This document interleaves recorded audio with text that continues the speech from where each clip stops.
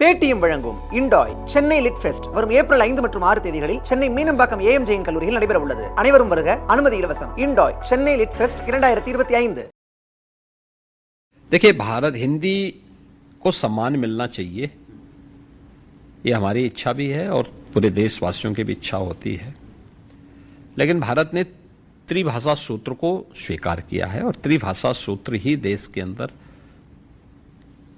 जो regional language है उसको भी सम्मान मिलना चाहिए और हर एक भाषा की अपनी विशेषता है, उसकी विशिष्टता भी है और नेशनल इंटीग्रिटी का ही आधार बनती है।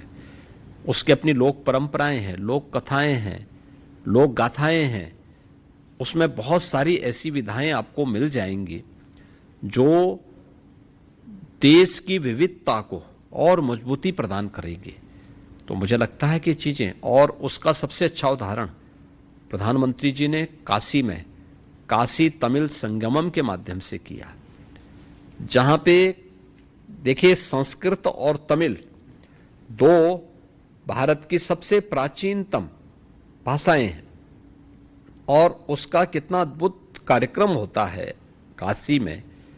उसका तीसरा संस्करण अभी हाल ही में संपन्न हुआ है और जो भी आता है अद्भुत होता है यहाँ आकर के देख करके।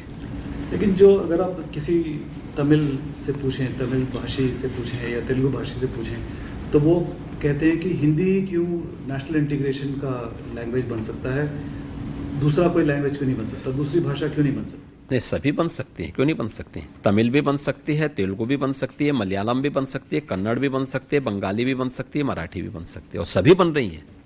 तो हम हिंदी पर इतना क्यों जोर दे रहे हैं? ये सभी हिंदी पे जोर नहीं दिया जा रहा है, एक राजभाषा के रूप में उसके उपयोग के लिए।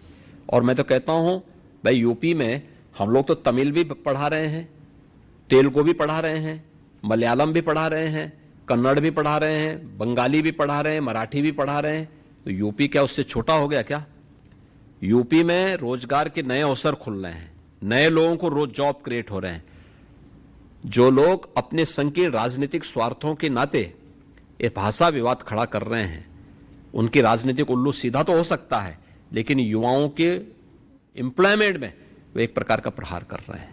आपका इशारा स्टालिन की तरफ? कोई भी हो, वे वही कर रहे हैं और यही कारण है कि वे राज्य धीरे धीरे करके पिछड़ते जा रहे हैं।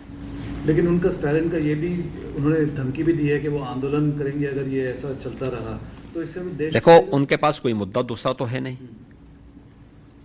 उनके पास कोई दूसरा मुद्दा तो है नहीं। इसी प्रकार की भावनाओं को भड़का करके ये लोग अपने राजनीतिक उल्लू को सीधा करते हैं।